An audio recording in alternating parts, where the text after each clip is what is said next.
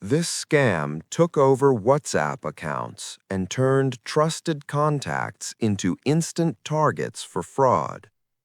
Across the US, UK, Europe, and parts of Asia, victims suddenly lost access to their own messaging accounts.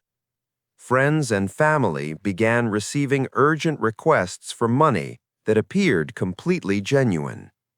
The messages came from real numbers using familiar names and conversation history. Victims were told there was an emergency, a payment issue, or a temporary problem that needed quick help. In reported cases, money was transferred within minutes before anyone realized the account was compromised. The takeover happened without hacking the app itself, only the account access. Investigations later linked these scams to coordinated networks using simple verification tricks. What made this scam effective was trust. People believed the message because it came from someone they knew. By the early 2020s, messaging apps like WhatsApp became primary communication tools across the US, UK, Europe, and Asia. Users relied on these platforms for personal, professional, and financial conversations. Accounts were linked directly to mobile numbers, making them central to identity and trust. At the same time, verification systems relied on one-time codes sent via SMS. This created a simple process for account access, but also a potential point of weakness. In several reported cases across multiple regions, attackers targeted users through social engineering. Personal data from breaches and contact lists helped identify potential victims. The familiarity of messaging reduced suspicion when unusual requests appeared. Estimated losses reached millions globally as scams spread through trusted networks. This environment allowed account control to quickly turn into financial exploitation. The scam usually began with a message or call pretending to be from a trusted service or contact. In many cases, attackers claimed they had sent a code by mistake and needed it back.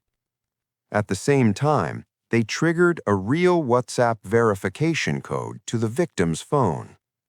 Across the US, UK, and parts of Europe, this explanation was presented as routine or urgent.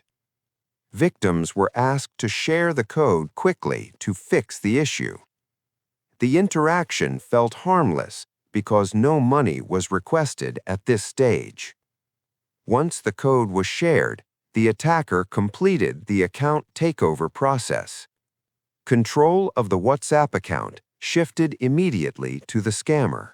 Once access was gained, the attacker secured the account to prevent recovery. Two-step verification settings were often enabled or changed to lock out the original user. The contact list and chat history became immediately available to the attacker.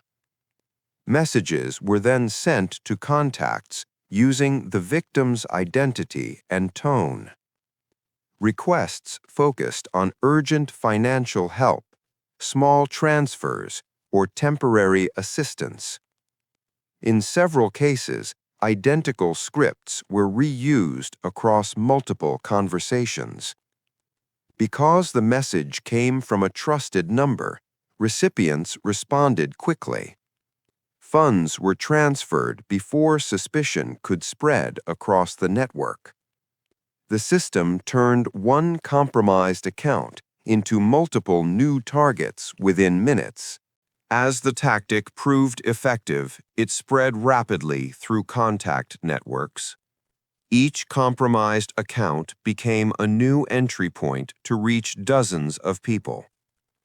In reports from the US, UK, Europe, and parts of Asia, identical patterns appeared across regions. Attackers operated multiple accounts simultaneously to increase reach. Automated tools helped send messages quickly across large contact lists.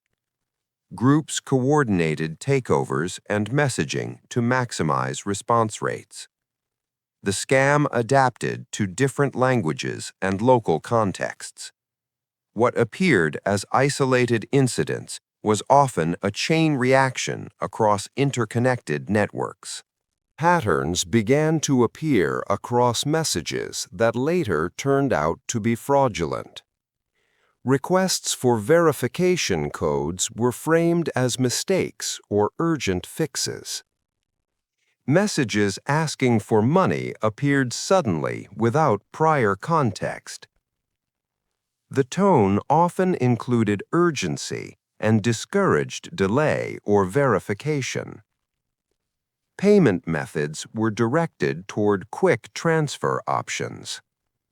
In some cases, contacts noticed unusual phrasing or repeated message formats. Victims reported losing access to their accounts immediately after sharing codes.